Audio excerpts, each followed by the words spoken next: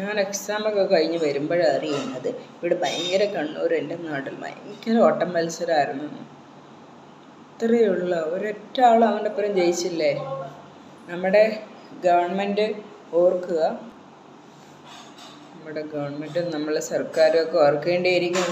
നമ്മുടെ തലയ്ക്ക് മുകളിലൂടെ അവൻ ഓടിയെന്നുള്ളത്. നമ്മൾ കൊടുത്ത ഫുഡൊക്കെ കഴിച്ചിട്ടാണ് അവൻ ഈ ഓട്ടം മൊത്തം ഓടിയതിന് മാത്രം നല്ല ഹെൽത്തി ഫുഡാണ് കൊടുക്കുന്നത്. വിറ്റാമിൻ സിയും ഡിയും ഒക്കെ. എനിക്ക് കണ്ണ് കണ്ടുകൂടായി എൻ്റെ വീട്ടിലെ ഫുഡ് കഴിച്ചിട്ട് തന്നെ.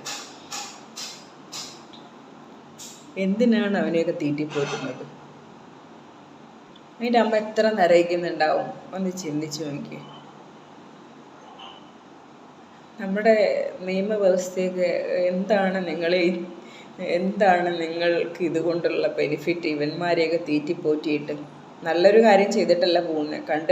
തെളിയിക്കപ്പെടാത്ത കേസുമല്ല, തെളിയിക്കപ്പെട്ടിട്ടാണ് അവനെ അവിടെ ഇട്ടേക്കുന്നത്. തെളിയിക്കപ്പെട്ട കേസുകളിൽ പ്രതിയാണെന്ന് അറിഞ്ഞാൽ ഒരു കൃത്യമാണ് അവൻ ചെയ്തിട്ട് പോയേക്കുന്നത്. ഒരു പെണ്ണിനെ മൃഗീയമായി കൊന്നൊരുത്തൻ. തെളിയിക്കപ്പെടാത്തൊരു കേസാണെങ്കിൽ ഓക്കെ, നമുക്കത് തെളിയിക്കപ്പെടാത്ത വ്യക്തി ആരോപണ വിധേയനാണെന്ന് പറയാം. ഇതല്ല, ആരോപണ വിധേയനല്ല,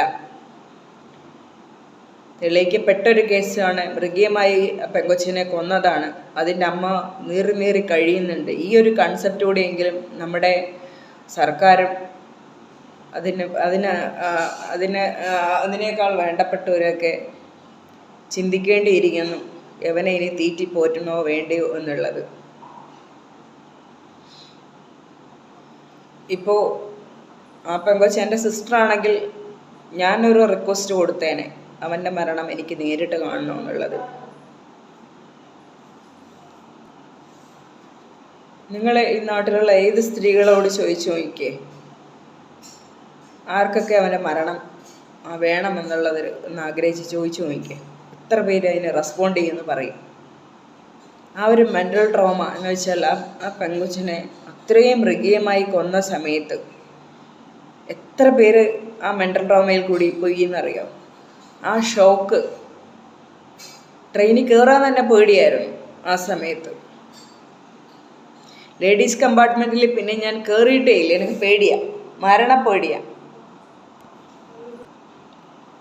പിന്നെ ഞാൻ സ്ലീപ്പറിൽ തന്നെ കയറുള്ളൂ. സ്ലീപ്പറിൽ നമ്മൾ ലോങ് ട്രിപ്പ് പോവുകയാണെങ്കിൽ സ്ലീപ്പറിൽ ആളുണ്ടാവില്ല, ഞാൻ ഉറങ്ങില്ല. ഇനി നേരം വെളുക്കുന്നവരാണെങ്കിൽ ഞാൻ കണ്ണും തുറന്നിരിക്കും, അത്ര പേടിയാണ്.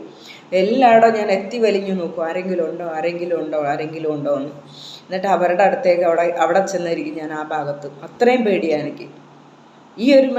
ഈ ഒരു സംഭവത്തിന് ശേഷം ഇത്രയും പേടി